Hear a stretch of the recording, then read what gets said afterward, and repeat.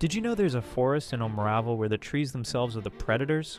Welcome to the Cognition Grove, where ancient hedge trees possess minds of their own and hunger for something far more valuable than sunlight or water. They feed on the electrical energy of thinking brains. These sentient trees constantly reshape themselves into massive living mazes that trap any traveler foolish enough to enter. But here's where it gets truly terrifying. The maze learns from you. Every time you try to solve its puzzles, it studies how your mind works and becomes harder to escape. If you think in pictures and shapes, the walls twist into impossible geometric nightmares. If you solve problems with logic, the paths fill with deadly riddles that grow more complex with each step. Those who remain trapped too long begin to change.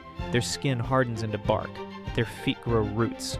They become living pieces of the puzzle itself, forever part of the maze's cruel design. Memory vines crawl through the passages, preserving the final desperate thoughts of those who never found their way out.